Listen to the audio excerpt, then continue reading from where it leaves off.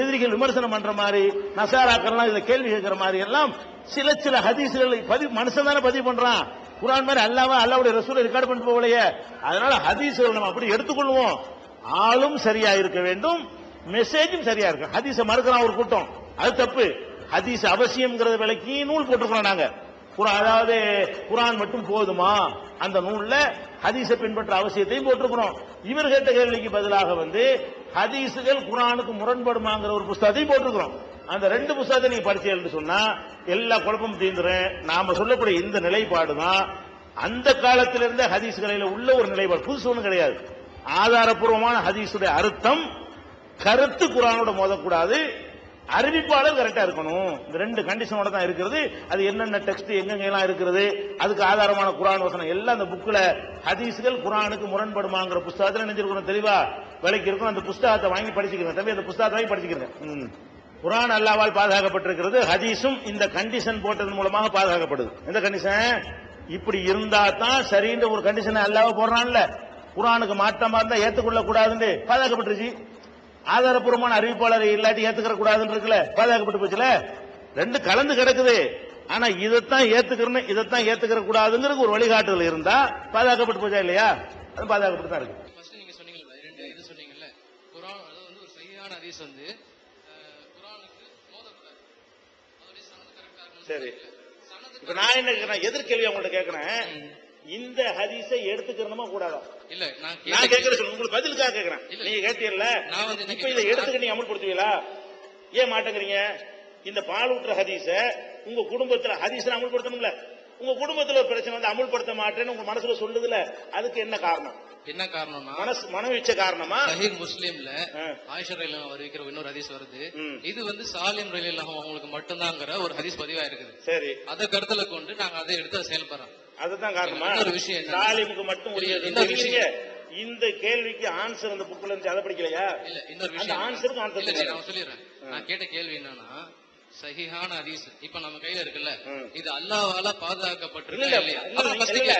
இது ஃபர்ஸ்ட் கேள்வி. நீங்க என்ன சொன்னீங்கன்னா, சஹீஹான ஹதீஸ்ல இந்த மாதிரி விஷயங்கள்லாம் வருது, இது குர்ஆனுக்கு மோதுன்னு சொல்றீங்க. நான் அது கொஸ்டின் எடுக்கல. என்ன கேட்டேன்னா, மனிதர்கள் தப்பு செய்யலாம், அல்லாஹ் தப்பு செய்வானா? அதான் என்னோட கேள்வி. அல்லாஹ் இப்ப இருக்கிற குர்ஆனை பாதுகாத்தோம்னு சொல்றீங்க, அதுக்கு விளக்கம் தான் ஹதீஸ். அதை நம்ம ஏத்துக்கிறோம். குர்ஆனும் ஹதீஸ் தான் நமக்கு தேவை. குர்ஆனை பாதுகாத்த அல்லாஹ் அதோடைய விளக்கமான ஹதீஸையும் பாதுகாத்தானா இல்லையா? இதனால் வரைக்கும் இல்ல, கடைசி நாள் வரைக்கும் பாதுகாத்தானா?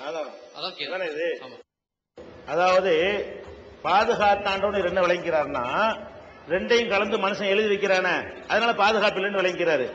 எது ஏற்கத்தக்கதுங்கிறது ஒரு வழிகாட்டுதல் இருந்தால் அது பாதுகாக்கிறது அர்த்தம். இப்ப ஹதீஸ் இருக்குது, இப்ப சாலிமுடைய இந்த செய்தி இருக்குது, புக்ல இருந்தா கூட அது இல்லைன்னு சொல்றமே, அதான் பாதுகாக்கிறது. பாதுகாத்தல் என்ன அர்த்தம்? இதுதான் கரெக்டானது, இது கரெக்ட் இல்லைங்கிறதுக்கு குர்ஆன் ஹதீஸ்ல இருந்த வழிகாட்டுதல் கிடைக்குமையானால் அதுவும் தான் பாதுகாக்கப்பட்டிருக்கிறது. ஹதீஸும் பாதுகாக்கப்பட்டதுனாலதான் இது இப்படித்தான் பாதுகாக்கணும். மனுஷன் தொகுக்கும் பொழுது நல்லது கெட்டதை கலந்து தொகுக்கும் பொழுது அவன் கையை பிடிச்சி எழுதாம ஆக்க முடியாது. அல்லாஹ்வுடைய ரசூலே குர்ஆனை எழுத சொல்லும் போது கரெக்டா எழுதிடுவாங்க. ஹதீஸ மனுஷன் எழுதுறான், மனுஷன் எழுதும் போது நல்லதையும் எழுதுவான் கெட்டதையும் எழுதுவான்னு சொன்னா அது கெட்டது நல்லதை பிரிச்சு பார்க்கிற கைட்னஸ் இருக்குதே, அதான் பாதுகாக்கிறது.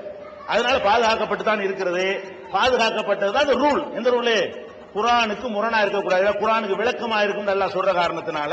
விளக்கமா இல்லாட்டி முரணா இருந்தால் விளக்கம் இல்லை. குர்ஆனுக்கு எதிராக இருக்குமையானால் அது முரண் கிடையாதுன்னு ஒண்ணு, அது பாதுகாக்கப்பட்டுச்சுன்னு மாற்றுக்கிறது கிடையாது. ஆனா அப்ப போய் தனியா போய் தொழக்கூடாதுன்னு ஒரு தடை இருக்குது. அப்படி லேட்டா ஒருத்தர் வந்துட்டாருன்னா ஃபர்ல தொழுது முடிச்சிட்டு அதுக்கப்புறம் எந்திரிச்சு என்ன செய்யலாம்? நீங்க நீங்க படிச்சுட்டு வர்றேன்னு சொன்னீங்கல்ல, அதை நான் விடக்கூடாதுல. நீங்க அப்படி இல்லைன்னு கருத்துல உள்ள ஆளா இருந்தா உங்க சைட்ல எனக்கு ஆன்சர் பண்ணணும். சாலிமுக்கு மட்டும்னு சொல்றீங்கல, அப்படின்னு ஒருத்தர் சொன்னாருன்னு ஆயிஷா நாயகி சொல்றாங்க. சாலிமுக்கு மட்டும்ங்கிறது முதல் மார்க்கத்துல சரியா? அல்லாஹ் தடுத்திருக்கிற ஒரு காரியத்தை விபச்சாரம் செய்யறதுக்கு ஒரு ஆளுக்கு ரசூல் அனுமதி கொடுத்தாங்கன்னு ஒத்துக்குவீங்களா? ஒரு ஹதீஸ்ல வருது, ஒரு ஆளுக்கு விபச்சாரம் பண்ண அனுமதி கொடுத்தாங்கன்னு வருது, அவருக்கு மட்டும் கொடுத்தாங்கன்னு சொல்ல முடியுமா?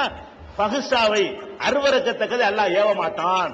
குர்ஆன் சொல்லுகிறது, இன்னஹு லா யஅமுரு பில் ஃபஹ்ஷா, அருவருக்கத்தக்கதை அல்லாஹ் ஏவ மாட்டான், சாலிமுக்கும் அல்லாஹ் சொல்ல மாட்டான்னு குர்ஆன் சொல்லுது. அப்ப சாலிமுக்கு தான் ஆயிஷா சொன்னாங்கன்னா சாலிமுக்கு சொல்லக்கூடாது. இந்த மார்க்கத்துல ஒரு அந்நிய பெண்ணோடு எப்படி நடக்கக்கூடாதுன்னு மார்க்கம் சொல்லுகிறதோ அது அருவருக்கத்தக்கது. அருவருக்கத்தக்கதை அல்லாஹ் ரசூல் ஏவ மாட்டார்கள். இதான் பேசிக். அப்ப அருவருக்கத்தக்கதை ஏவுனாங்கன்னு ஆயிஷா சொன்னா, ஆயிஷா நாய் சொன்ன தப்பு நீங்க சொல்லணுமா?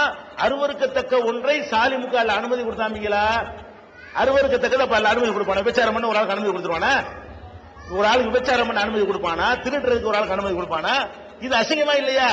இன்னொரு பெண்ணுடைய மார்பகத்தில் இளைஞர் போய் வாய வச்சு குடிங்க என்று சொல்வது அருவருக்கத்தக்கது ஆபாசமானதா?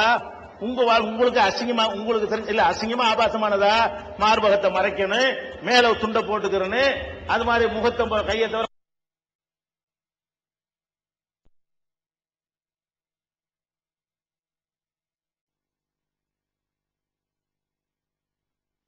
நீங்க நீங்க படிச்சுட்டு வர்றேன்னு சொன்னீங்கல்ல, அதை நான் விடக்கூடாதுல. நீங்க அப்படி இல்லைன்னு கருத்துல உள்ள ஆளா இருந்தா உங்க சைடுல எனக்கு ஆன்சர் பண்ணணும். சாலிமுக்கு மட்டும்னு சொல்றீங்களே அப்படின்னு ஒருத்தர் சொன்னாருன்னு ஆயிஷா நாய் சொல்றாங்க. சாலிமுக்கு மட்டும்ங்கிறது மார்க்கத்துல சரியா? அல்லாஹ் தடுத்திருக்கிற ஒரு காரியத்தை விபச்சாரம் செய்யறதுக்கு ஒரு ஆளுக்கு ரசூல் அனுமதி கொடுத்தாங்கன்னு ஒத்துக்குவீங்களா? ஒரு ஹதீஸ்ல வருது, ஒரு ஆளுக்கு விபச்சாரம் பண்ண அனுமதி கொடுத்தாங்கன்னு வருது, அவருக்கு மட்டும் கொடுத்தாங்கன்னு சொல்ல முடியுமா? பஹிஷாவை அருவருக்கத்தக்கதை அல்லாஹ் ஏவ மாட்டான். குர்ஆன் சொல்லுகிறது இன்னஹு லா யஅமுரு பில் ஃபஹ்ஷா, அருவருக்கத்தக்கதை அல்லாஹ் ஏவ மாட்டான், சாலிமுக்கும் அல்லாஹ் சொல்ல மாட்டான்னு குர்ஆன் சொல்லுது. அப்ப சாலிமுக்கு தான் ஆயிஷா சொன்னாங்கன்னா சாலிமுக்கு சொல்லக்கூடாது. இந்த மார்க்கத்துல ஒரு அந்நிய பெண்ணோடு எப்படி நடக்கக்கூடாதுன்னு மார்க்கம் சொல்லுகிறதோ அது அருவருக்கத்தக்கது. அருவருக்கத்தக்கதை அல்லாஹ் ரசூல் ஏவ மாட்டார்கள். இதான் பேசிக். அப்ப அருவருக்கத்தக்கதை ஏவுனாங்கன்னு ஆயிஷா சொன்னா, ஆயிஷா நாய் சொன்ன தப்பு நீங்க சொல்லணுமா? அருவருக்கத்தக்க ஒன்றை சாலிமுக்கு அல்ல அனுமதி கொடுத்தாமீங்களா? அருவருக்கத்தக்கதை அப்ப அல்ல அனுமதி கொடுப்பானா? விபச்சாரம் பண்ண ஒரு ஆளுக்கு அனுமதி கொடுத்துருவானா? ஒரு ஆளுக்கு விபச்சாரம் பண்ண அனுமதி கொடுப்பானா? திருடுறதுக்கு ஒரு ஆளுக்கு அனுமதி கொடுப்பானா? இது அசிங்கமா இல்லையா? இன்னொரு பெண்ணுடைய மார்பகத்தில் இளைஞர் போய் வாய வச்சு குடிங்க என்று சொல்வது அருவருக்கத்தக்கது ஆபாசமானதா? உங்களுக்கு அசிங்கமா, உங்களுக்கு தெரிஞ்ச இல்ல அசிங்கமா ஆபாசமானதா? மார்பகத்தை மறைக்கணும், மேல துண்டை போட்டுக்கிறன்னு, அது மாதிரி முகத்தை கையை தவிர மத்தெல்லாம் மறைக்கணும்னு சொன்ன ஒரு மார்க்கத்தில் அதெல்லாம் ஓபன் பண்ணி விடு என்று சொன்னால் இது ஆபாசமா? அது நல்ல காரியமா? ஆபாசம் இல்லாததுக்கு தான் தனியாளுக்கு சட்டம் கிடைக்கும். தனியாளுக்கு சில சட்டங்கள் மார்க்கத்தில் உண்டு.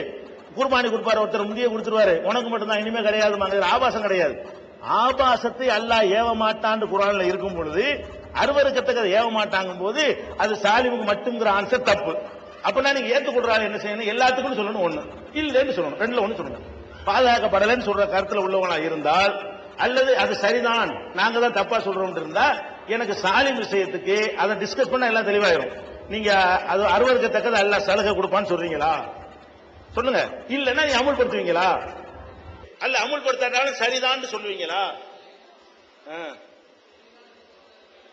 அவன் பாதுகாக்கிறதுக்கு தானே விதம்.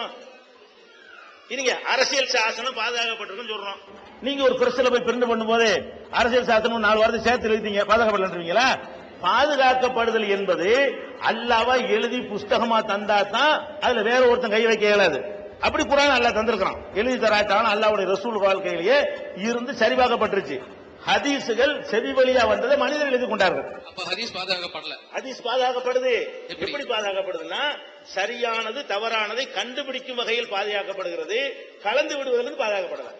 கண்டுபிடிச்சா சொல்றோம், கண்டுபிடிச்சுதான் இந்த சாலிம் ஹதீஸ் தப்புங்கிறோம். இப்போ அதை பத்தி இமாம்கள் என்ன கருத்து சொல்றாங்க? பதிவு செஞ்ச இமாம் புகாரி அதை பத்தி என்ன சொல்றாங்க? எங்களுக்கு தேவை சரின்னா, எங்களுக்கு தேவை இது சரின்னு நீங்க நினைக்கிறீங்களா தவறுன்னு நினைக்கிறீங்களா? அதான் கேள்வி. இல்ல அவருக்கு இல்லையா அதை மட்டும் சொல்லுங்க. எது சரியில்லை, போய் கட்டுக்கதை இது இல்ல.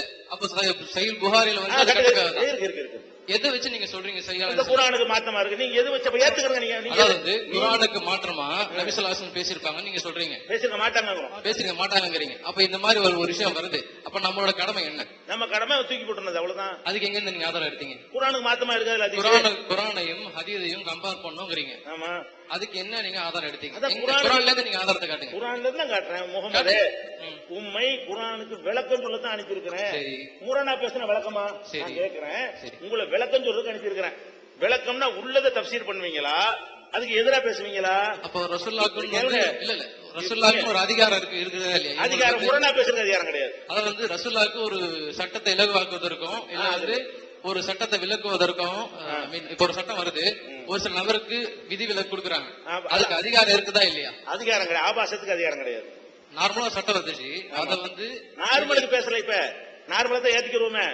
எது விவகாரம் வருது அந்த ஹதீஸ் சரியா தவறு அதுக்கு சொல்லுங்க. நீங்க இப்ப வந்து எல்லா ஹதீஸையும் நாங்க மறுக்கல. இப்ப பர்டிகுலரா ஒண்ணு சொல்றேன், இது மாதிரி நான் 10 20 சொல்லுவேன்.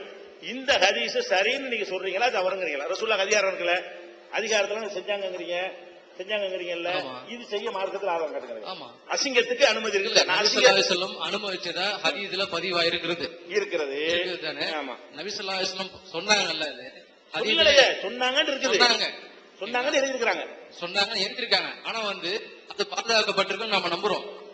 சஹீஹான ஹதீஸ் அதான் பதிவு செய்யப்படுது. சரி, அதுல எந்த மாற்று கருத்தும் நம்ம பண்ணல. இருங்க, நான் ஒண்ணு கேக்குறேன், பலவீனமான ஹதீஸை ஏத்துக்கலாமா? ஏத்துக்கூடாது. ஏன் ஏத்துக்கூடாது? அதுவும் தானே பதிவு செஞ்சிருக்கு. ஏன்னா அல்லாஹ் வந்து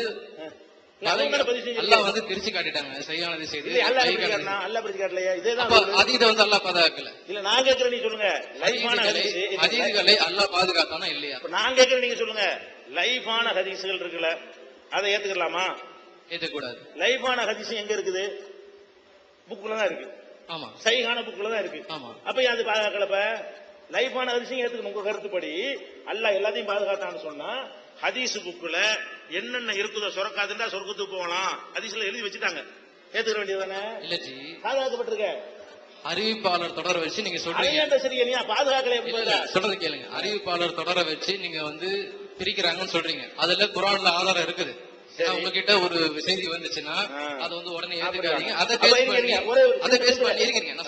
அதை பேஸ் பண்ணி அந்த ரூலை இது பண்ணி அவங்க வந்து சரியான பிரிக்கிறாங்க. அதாவது கேட்டுக்கிறேன், உங்க சொல்லுங்க, உங்க விளக்கமா தான் கேட்கிறேன். அதாவது தவறா எழுதிதான் இருக்கத்தான் செய்யும், அதை ஏற்றுக்கொள்ளாம பாதுகாக்கிற அப்படித்தானே இருக்கும். லைஃபான ஹதீஸ் வந்து புக்ல இருக்கத்தானே செய்யும். ஆமா, புக்ல எழுதாம பாதுகாக்க முடியாது. கேட்கிற விளக்கத்தை சொல்றேன், உங்க கருத்தை புரியறதுக்கு தான். அதாவது லைஃபான ஹதீஸ் எங்க இருக்கு? கித்தாபுல இருக்கும். சரி, அந்த கித்தாபுல அது எழுதப்படாம பாதுகாக்க இயலாதுல. எழுதப்படாம அது இல்லமா, அது எழுதித்தானே இருக்குது. நல்லா பாதுகாப்பாங்க அர்த்தம். எழுதவே படாத எழுதிருமா? அந்த லைஃபான ஹதீஸ் புக்ல இல்லாம ஆக்கிடுவானா? அல்ல அழிச்சிருவானா? இருக்குமா? இருக்கும். அப்படின்னா எழுதப்படுவதில் இருந்து பாதுகாப்பு கிடையாது. நல்லா விளங்கிக்கணும். ஹதீஸ் பாதுகாப்பு என்பது எழுதப்படுவதில் இருந்து பாதுகாப்பு கிடையாது. தப்புன்னு எழுதப்படும், சரியும் எழுதப்படும். நீங்க ஒத்துக்கிட்டீங்க, சரியா? அப்ப பாதுகாப்புக்கு என்ன அர்த்தம் சொல்றீங்க? கலந்துதான் இருக்கு.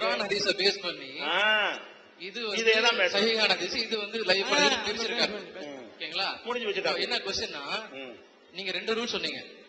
சனத பேஸ் பண்ணி பிரிக்கிறது ஒரு ரூல். அதுக்கு ஃபர்ஸ்ட் ரூல் என்ன சொன்னீங்கன்னா, இந்த ஹதீஸ் குர்ஆனுக்கு மோதுதா அப்படின்னு செக் பண்ணுவாங்கன்னு சொன்னீங்க. சனத பேஸ் பண்றதுக்கு குர்ஆன்ல ஆதாரம் இருக்குது. ஆமா, ஓகேங்களா? ஃபர்ஸ்ட் ரூல் சொன்னீங்கல்ல, சரி, அதாவது வந்து ஹதீஸ் வந்துச்சுன்னா குர்ஆன் கூட ஒப்பிட்டு பார்க்கணும் அப்படின்னு. இது வந்து எங்க இருந்து எடுத்தாங்க? இமாம்களோ யாரோ முன்னாடி சொன்ன தெளிவா இல்ல. அதுக்கு எங்க இருந்து நீங்க சொல்றீங்க? ஆதாரம் சொல்லி ஆதாரம் தான் சொல்றேன், நீங்க கவனிக்கல, காதுல வாங்கல. ஆதாரம் திருப்பி சொல்றேன். ஆதாரம் என்னன்னு கேட்டா, நபியே உங்களை நாங்க அனுப்பி இருக்கிறோம், லித்து பையின லின்னாசி மானுசில இலையும், அவர்களுக்கு அருளப்பட்டதை நீங்கள் விளக்கம் கொடுக்க வேண்டும். இதுக்கு தான் அருள் இருக்கிறோம். இது முதல் ஆயத். விளக்கம் என்று சொன்ன ஒன்றுடைய விளக்கம் அதுக்கு எதிராக இருக்காது. ஒன்றுடைய விளக்கம் என்பது அதுக்கு எதிராக இருக்காது. இதுதான் அடிப்படை. இப்ப ஒரு பெண்கள் விஷயமாக அந்நிய பெண்ணோட தனித்திருக்க கூடாது, இது ஒரு விதி. ஒரு பெண்கள் அந்நிய ஆண்ட வந்து முகங்கையத்தோட மற்றது மறைச்சிருக்கணும், இது ஒரு விதி. இது குர்ஆன்ல உள்ள விதி. 2 வருஷத்துக்கு மேல பால் ஊட்டுதல் கிடையாது, இது குர்ஆனுடைய விதி. அப்ப இதுக்கு விளக்கமா வருவது என்பது இதை ஒட்டி வரணுமே தவிர 20 வயசு வாலிபனும் பால் குடிக்கலாம், அந்நிய பெண்ணு தொடர்ந்து காட்டலாம் அப்படின்னு வந்தா இது முரணா விளக்கமா? இதுதான் டாபிக். விளக்கம் என்பது ஒட்டி வருமா வெட்டி வருமா? இதுதான் டாபிக். குர்ஆன்ல தான் இருக்குது. நான் உதாரணத்துக்கு ஒண்ணு சொல்றேன், நீ தெளிவுபடுத்தணும், விளக்கம் கொடுக்கணும்னாலே அடிபட்டு போச்சு. விளக்கமா தான் இருக்கும். விளக்கம் இல்லாம இருந்தால் தூக்கி போடு, நல்லா பாதுகாக்கிறான். இப்ப எப்படி லைஃபான ஹதீஸை வந்து ஆளை தூக்கி போட்டு பாதுகாக்கிறானோ அது மாதிரி இதுல எப்படி பாதுகாக்கிறான்? ஆள் கருத்து தப்பான தூக்கி போடு, பாதுகாத்தாச்சு. இப்ப ஹதீஸும் இப்படி லைஃபான ஹதீஸுகள் எப்படி சைகிலிருந்து பாதுகாக்கப்படுகிறது நீங்க நம்பிக் கொள்கிறீர்களோ அதே தான் இதுல. அப்ப எழுதுறாங்கன்னு கேட்டீங்களா, அந்த கேள்விக்கு தான் அந்த ஆன்சர். வரமத்துல்லாஹி வபரகாத்துஹு. எனக்கு 2 கேள்வி இருக்குது. முதல் கேள்வி வந்து, இவருக்கு சொன்னீங்கல்ல, அந்த அறிவிப்பாளர் தொடர் சரியா இருந்தாலும் குர்ஆனோட மோதுனாக்கா நாங்க ஏத்துக்க மாட்டோம்னு சொன்னீங்க. அப்ப அந்த அறிவிப்பாளர் தொடர் சரியா இருந்தோம், அது குர்ஆனோட மோதுறதா இருந்து நீங்க நம்ம எடுத்துக்கிட்டோம்னு வச்சுக்கோங்களேன். அப்ப அந்த அறிவிப்பாளர் தொடர் வந்து அவங்க பொய் சொல்லி இருக்கிறாங்க. அப்ப அந்த அறிவிப்பாளர்